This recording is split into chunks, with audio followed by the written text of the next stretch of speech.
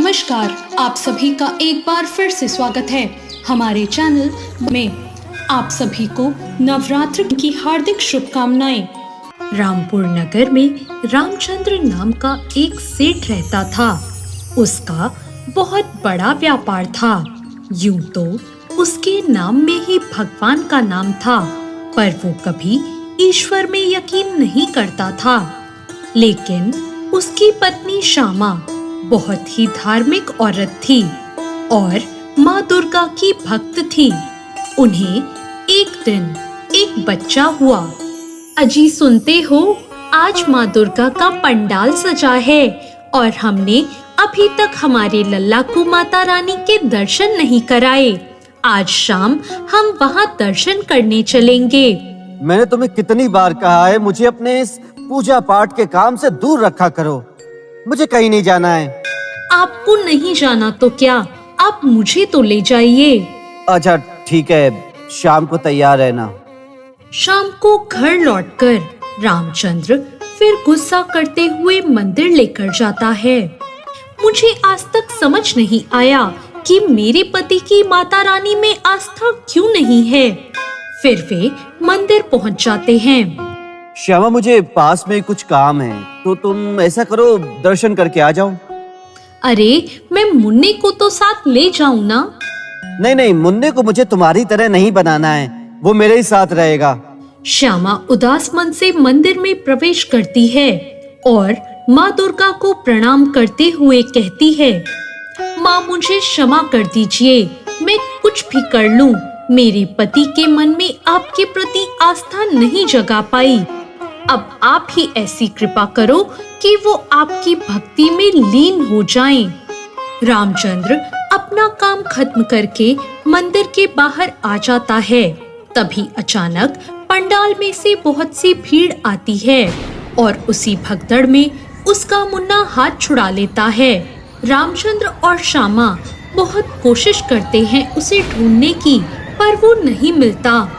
दोनों निराश होकर घर लौट आते हैं और बहुत दुखी हो जाते हैं। ये क्या हो गया? अब हम क्या करेंगे? हम अपने मुन्ने को कैसे ढूंढ पाएंगे? ये सब मेरी वजह से ही हुआ है।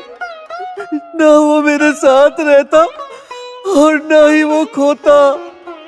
नहीं, आपकी कोई गलती नहीं।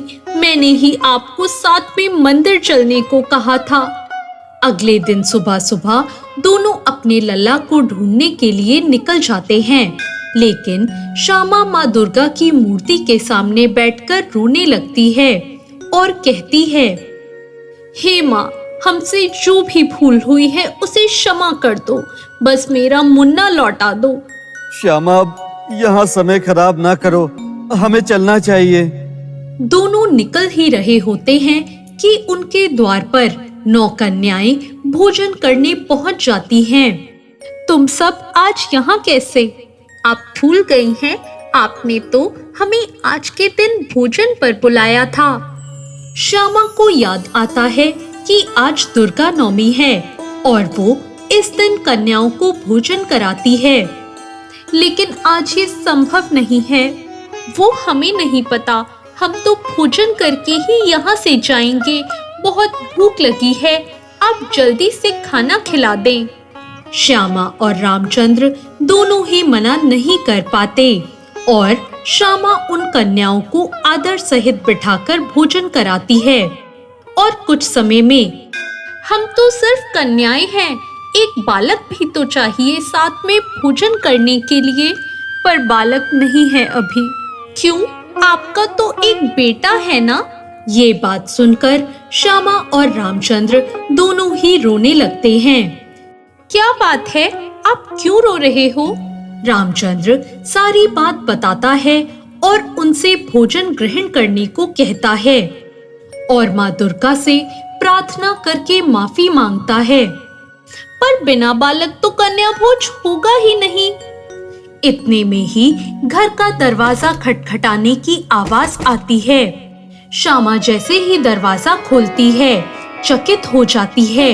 माँ दुर्गा समान एक बहुत ही सुंदर स्त्री बहुत से सुंदर आभूषण पहने खड़ी थी और साथ ही उसका बच्चा भी था।